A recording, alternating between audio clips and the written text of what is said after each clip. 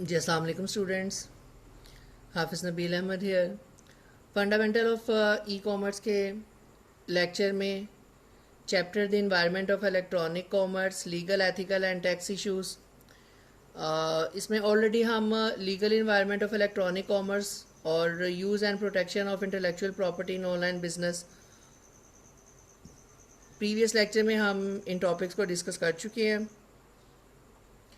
आज हम online crime, terrorism and warfare को डिस्कस करेंगे और एथिकल इश्यूज़ को डिस्कस करेंगे। स्टार्ट करते हैं लेक्चर। सबसे पहले डिस्कस करते हैं online crime, terrorism and warfare.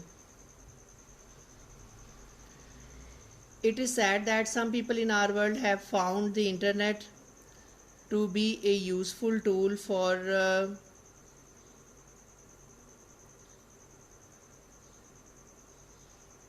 perpetrating crimes, conducting terrorism, and even waging war. Online crimes. Crime on the web include online version of crimes that have been undertaken for years in the physical world, including theft, stalking, gambling, and other crimes. Other crimes such as commanding one computer to launch attack on another computers are new. Law enforcement agencies have difficulty combating many types of online crime. The first obstacles they face is the issue of jurisdiction. Determining jurisdiction can be tricky on the internet.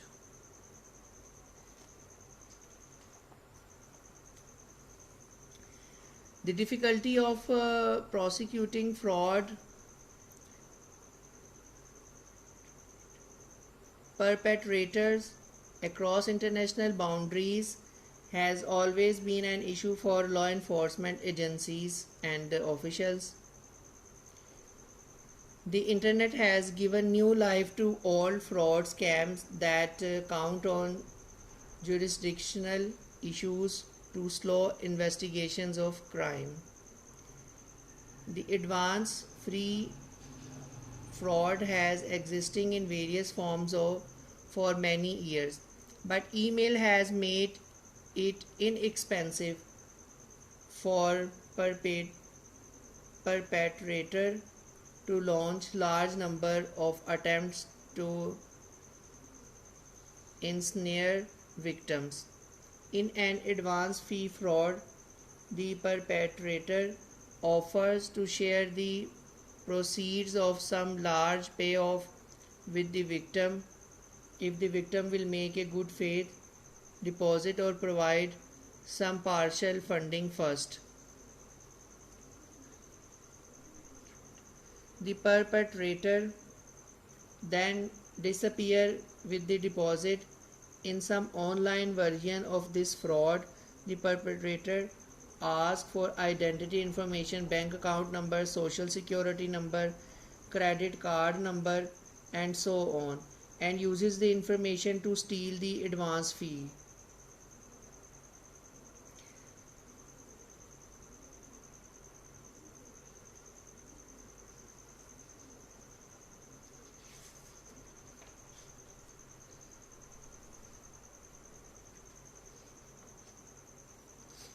The most common online version of these schemes is the Nigerian scam, also called the 419 scam, after the number of section of the Nigerian Penal Code that specifies penalties for fraud in that country, in which the victim receive an email from a Nigerian government official requesting assistance in moving money to foreign bank account. The Financial Crimes Division of the United States Secret Service receives more than 100 reports each day about this type of fraud attempt.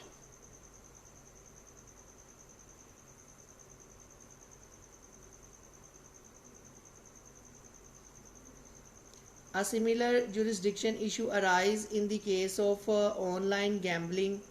Many gambling sites are located outside the United States, so the government of United States are unable to regulate these sites easily. Similar laws that restrict online gambling have been passed in other countries. However, some of these laws have been challenged by the countries in which the online gambling companies operate as being discriminatory. If a country's law permits gambling within the country but exclude foreign companies from providing gambling services over the internet, a basis exists for a discrimination complaint under the World Trade Organization's General Agreement on Trade and Services.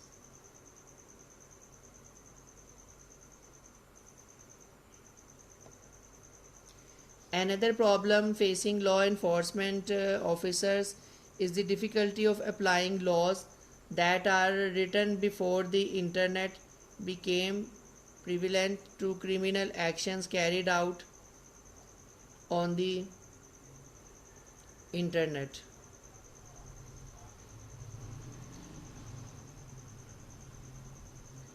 An increasing number of companies have reported attempts by competitors and other to infiltrate their computer system with the intent of stealing data or creating disruptions in their operations. Smaller companies are easier target because they generally do not have strong security in place, but larger organizations are not immune to these attacks. Although the internet has made the work of law enforcement more difficult in many cases, there are exceptions.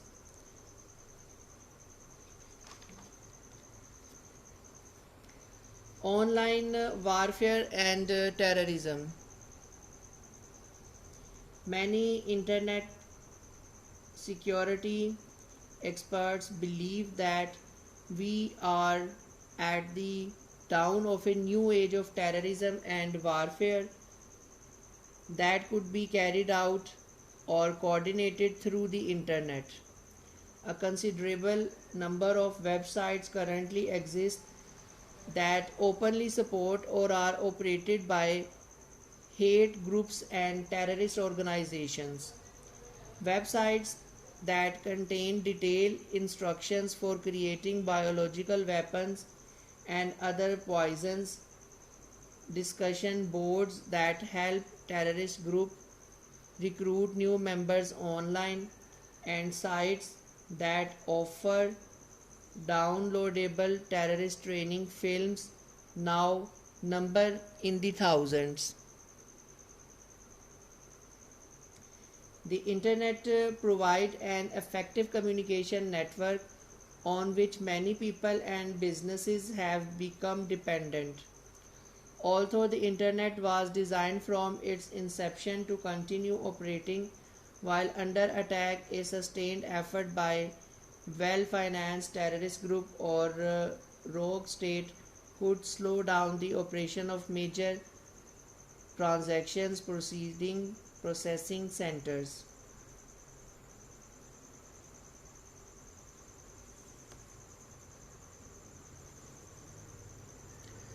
Ethical issues.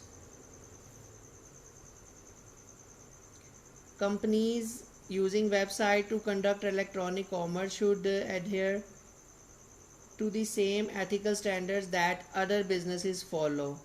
If they do not, they will suffer the same consequences that all companies suffer. The demand, reputation, and long-term loss of trust that can result in loss of business.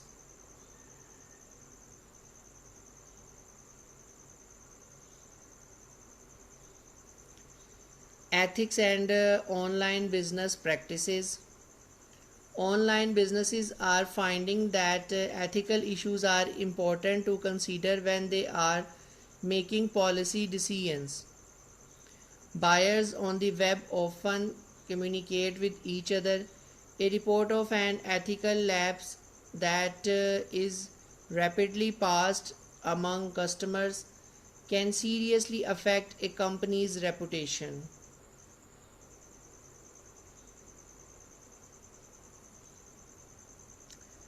An important ethical issue that organizations face when they collect email addresses from site visitors is how the organization limits the use of email addresses and related information. In the early days of the web, few organizations made any promise to visitors who provided such information. Today, most websites state the organization policy on the protection of visitor information, but many do not. For example, in United States, organizations are not legally bound to limit their use of information collected through their websites. They may use the information for any purpose, including the sale of the information to other organizations. This lack of government regulation that might protect site visitor information is a source of concern for many individual and privacy right advocates. Privacy rights and obligations. The issue of online privacy is continuing to evolve as the internet and the web grow in the importance as tools of communication and commerce. Many legal and privacy issues remain unsettled and are hotly debated in various forums. The Electronic Communication Privacy Act in USA 1986 is the main law governing privacy on the internet today. The law was written to update an existing law that prevented the interception of audio signal transmissions so that any type of electronic transmission including text data transmission would be given the same protection. In 1986 the internet was not used to transmit commercially valuable data in any significant amount, so the law was written to deal primarily with the interception that might occur on leased telephone lines.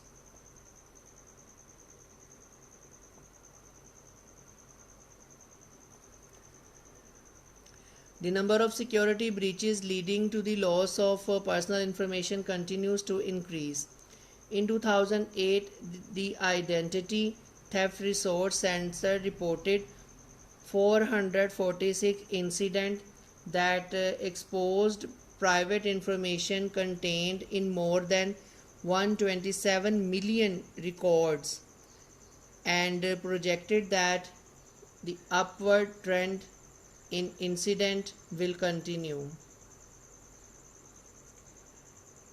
Differences in culture throughout the world have resulted in different expectations about privacy in electronic commerce. These requirements are different in Asia, Europe, and even in America. One of the major privacy controversies today is the opt-in versus opt-out issue. Most companies that gather personal information in the course of doing businesses on the web would like to be able to use that information for any purpose of their own.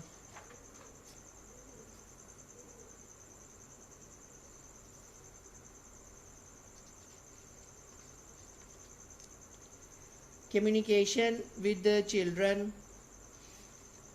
An additional set of privacy consideration arises when websites attract children and engage in some form of communication with those children.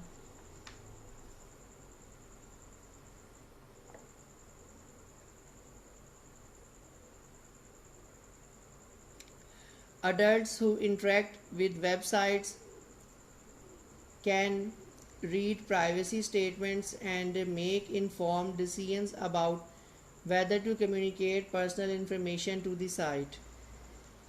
The communication of private information such as credit card numbers, shipping address, and so on is a key element in the conduct of electronic commerce. The laws of most countries and most sets of ethics consider children to be less capable than adults in evaluating information sharing and transaction risk. Thus, we have laws in the physical world that prevent or limit children's ability to sign contract, get married, drive motor vehicle, and enter certain physical spaces such as bars, casinos, tattoo parlors, and race tracks. Children are considered to be less able or unable to make informed decisions about the risk of certain activities. Similarly, many people are concerned about children's ability to read and evaluate privacy statement and then concerned to providing personal information to website. Under the laws of most countries, people under the age of 18 or 21 are not considered adult. However, those countries that have proposed or passed laws that specify differential treatment for the privacy right of children often define child as a person below the age of 12 or 13. This approach complicates the issue because it creates two classes of non-adults.